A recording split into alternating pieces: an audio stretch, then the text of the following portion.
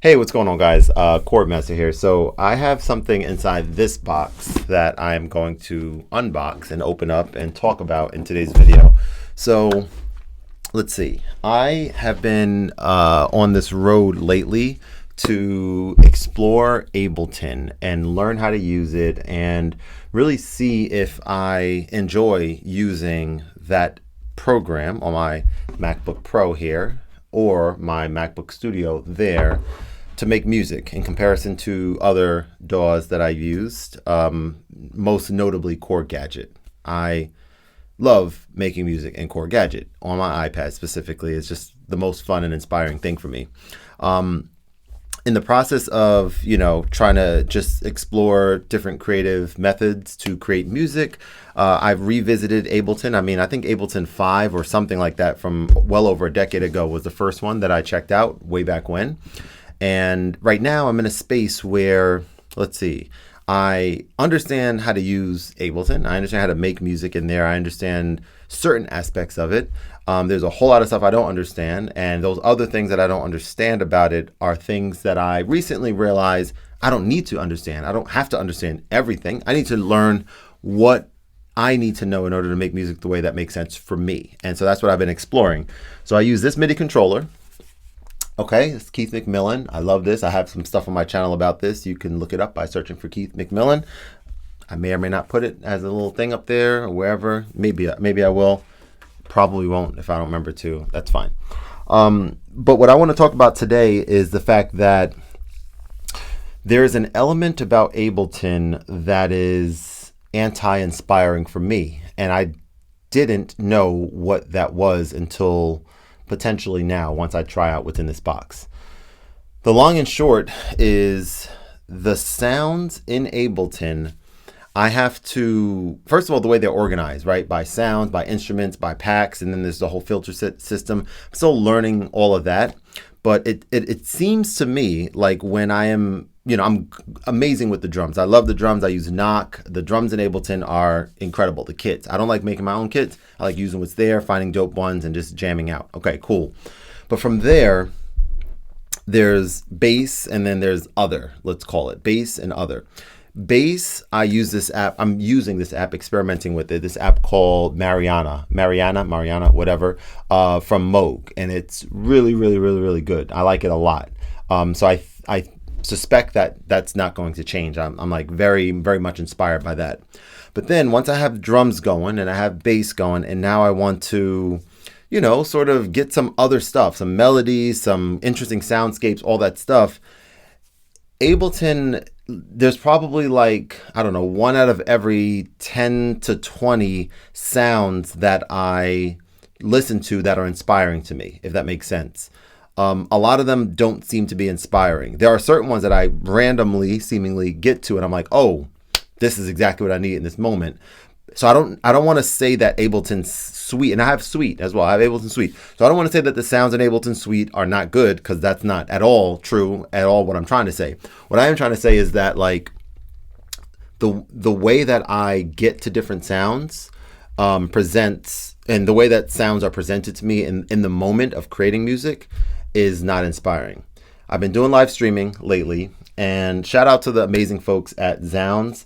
I still don't understand how this is the case, but I'm genuinely appreciative, as I'll say every time I talk about any product or anything on this channel, on a video that has to do with what they've provided to me, which is just, they really changed the game for me in a lot of ways by allowing me to tap into my creative endeavors and not have to pay money for having access to so much stuff. It's still, I don't understand it. I continuously reach out and like, hey, I want to do something for you guys. What can I do to, besides just doing this? But this is good enough, they say, and I'm good with that. So what we're going to talk about today is what's in this box. I'm going to go ahead and probably bring my laptop back a little bit, tilt this camera down a little bit, and we're going to go ahead and get this opened up right now. Okay, that's what's going to happen. So what we have here is a software that I believe, from research and from talking to quite a few people,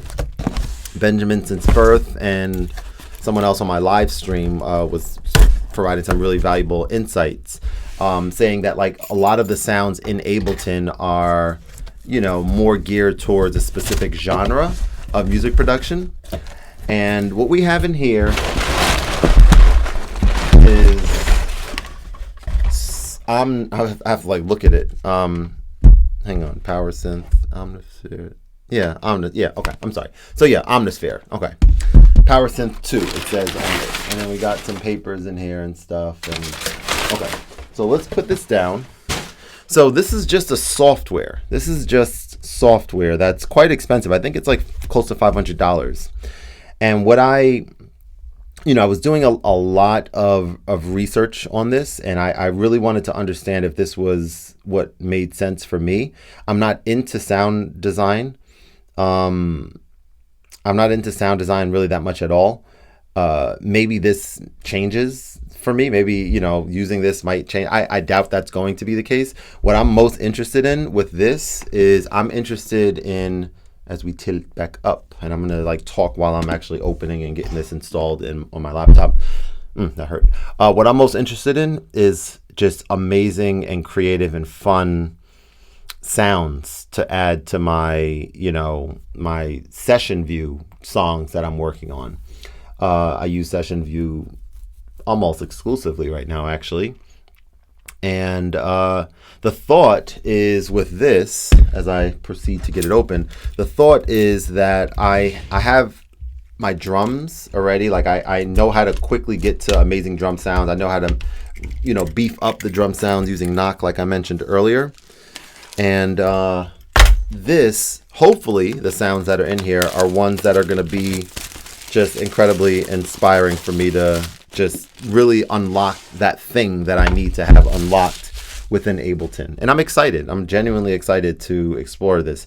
I have upstairs, I think I put it upstairs. Yeah. I have the 49 key, and I think I did an unboxing video as well on the channel. Novation Launch Key 49 key. And I'm going to talk about this in a future video. But I use Ableton on my laptop pretty much exclusively now, because the idea of having it on two different computers, like I would love to use it on my desktop, but I'm not here as often as I am other places. And I don't like file management of working on a song here and then have to airdrop it or send it like that. That doesn't work for me. So I'm going to talk a little bit more about that in a future video that I'm going to be releasing very soon. But I just wanted to put that out there as like a little teaser, I guess. Yeah. All right. So let's tilt this down. Let's see what comes in the box, and I'm going to load it up, and then I'll probably not record it while I'm installing it, I guess, right? Or maybe I will. I don't know. Who cares, right? If you can just, maybe I'll timestamp it and you just jump ahead or something like that. All right. So I love the packaging. We have a user guide in here. Nice. Serial number for your unique serial number required for installation. So this has a serial number in here. So we'll have to use that in a moment. Pull the, oh wow, this is like a USB. Oh, this is pretty cool too. Like, look at this.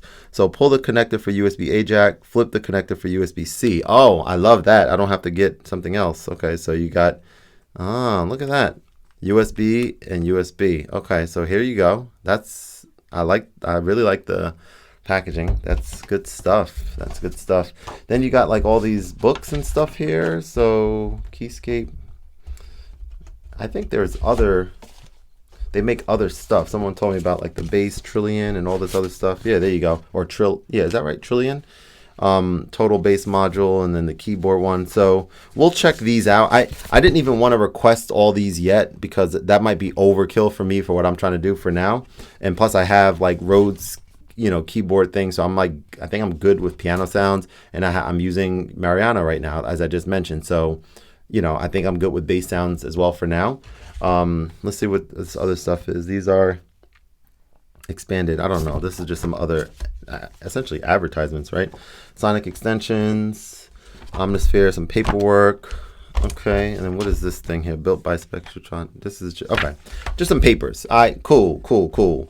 So I am going to let's see. Put this over here. We have the way to install this. So I'm actually going to bring my computer over here. And I don't know. I mean, I guess I could technically do a screen share or something, but I don't really feel like doing that.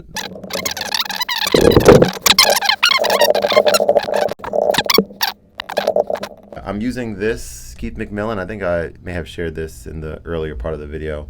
Long day today, guys, long day, but we getting there. We're getting there. Got some green tea here. I am not plugging my headphones in for some odd reason. I think I probably should to get the full gist of how I most often will be. Also, shout out to them Knicks yesterday, man. I don't know when I'm dropping this video, but yesterday's game, game 5, was quite the gut check, if that's the word. Really tough loss, but you know what? We're getting there. So this is what we're going to do. We have Omnisphere loaded. I checked it out a little bit upstairs. I'm going to use it some more. I'm going to talk about what I'm liking about it.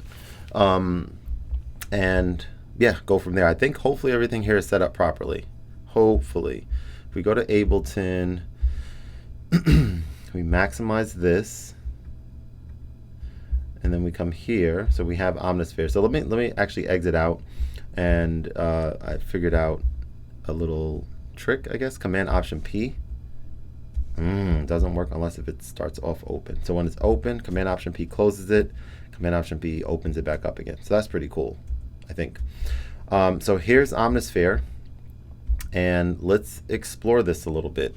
Again, the most important thing about this program is, will it be the comprehensive place for me to sift through different sounds and find ones that are inspiring? There's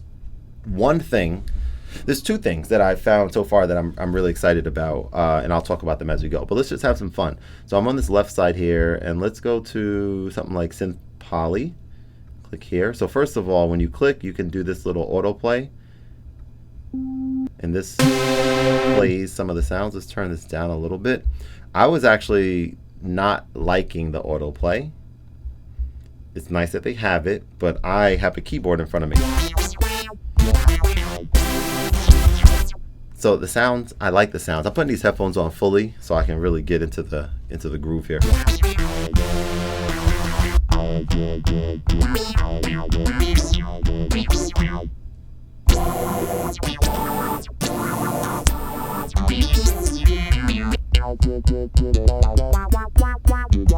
I'm just gonna jump around random things. Retroland, what the heck does that mean? Let's see. Cool, you can go there. Okay, that's cool.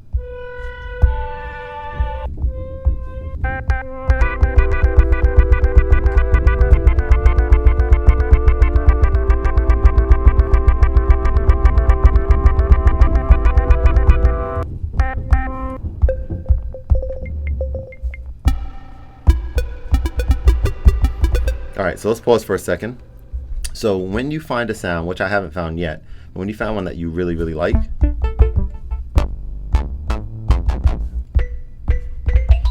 I mean, I can see myself using it. All right, so we're gonna start this recording again. I need to turn off continuity camera. So I'm using, sometimes I use continuity cam on this phone, and I thought turning off Bluetooth would disable it, but apparently that's not the case. So I think I'm gonna turn Bluetooth and Wi-Fi off right now, and then stop this record, turn Bluetooth and Wi-Fi off, start it again, because it just abruptly ended my previous recording. So let's do that real quick. All right, so Bluetooth and Wi-Fi are now turned off. Cool. Let's continue. So what I was saying here is, if you want to favorite a sound, which I want to find something that I really...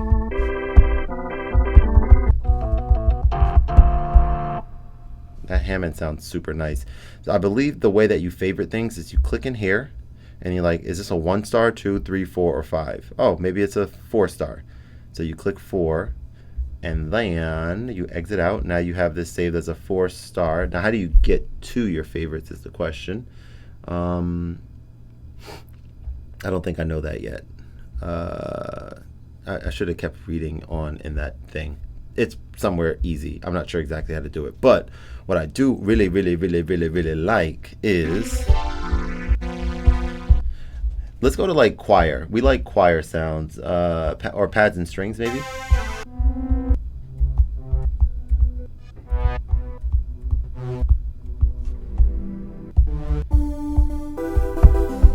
Okay, something like this is nice. Now, Ableton 12 has this already, which is cool, but again, earlier part of the video was talking about how the sound stuff within Ableton is not as inspiring for me. So what this has is sound match.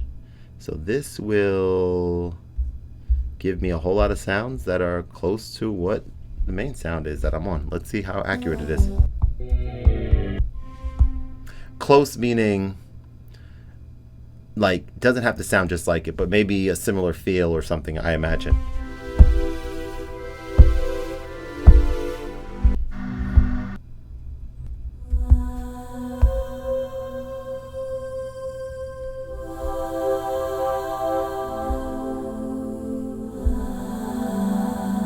That sounds nice.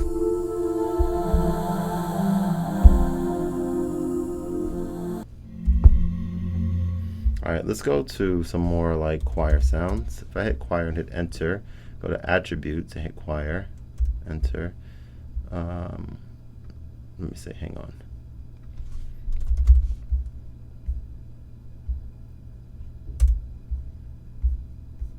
Oh, so these are all the choir sounds within here?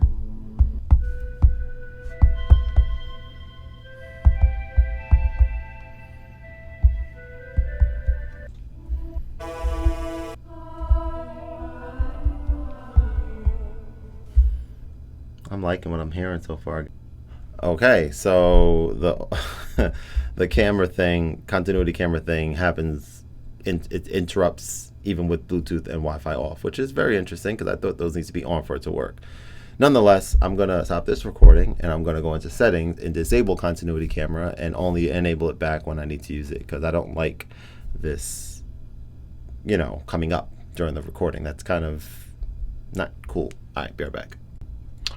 Okay, my friends, continuity camera is now disabled. Again, I'm trying to think of how the syncing is going to work with all this.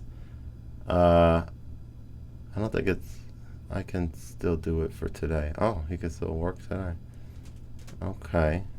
All right, a lot's happening right now. I'm going to talk to you guys in a bit. I got to go do something else. This is a crazy day, but I'll be back. Don't worry.